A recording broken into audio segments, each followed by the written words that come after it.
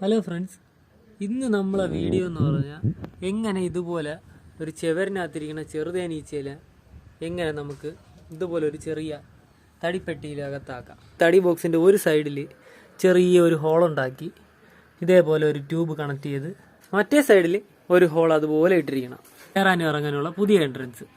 നാളെ തൊട്ട് തേനീച്ച രാവിലെ ഇറങ്ങുമ്പം ഈ ട്യൂബ് വഴി കയറി എവിടെ പോവും? കൂടിൻ്റെ ബോക്സിനകത്തൂടെ കയറി അപ്പുറത്തെ നമ്മൾ പുതിയതായിട്ടൊരു എൻട്രൻസ് വെച്ചായിരുന്നു. ഇതാണ് അതിൻ്റെ നാളെ തൊട്ടുള്ള പുതിയ എൻട്രൻസ്. അപ്പോൾ ഈ എൻട്രൻസ് വഴി പോകും. ഉപയോഗിക്കുന്ന മട്ട ഹോസാണ് ഞാൻ ഇപ്പോൾ എടുത്തിരിക്കുന്നത്. ഓക്കെ ഫ്രണ്ട്സ്, ഇതിപ്പം നല്ല രാത്രിയായി. അതേ ട്യൂബ് തന്നെയാണ് കണ്ട ഗൈസ്. മച്ചവരെ ആ ട്യൂബിൽ തന്നെ കറക്റ്റ് ആ ട്യൂബ് ഞാൻ കൊണ്ടുപോയി MC വെച്ച് ഒട്ടിച്ചായിരുന്നു. ഇനി കുറച്ച് ഒന്ന് ഉണങ്ങണം. 4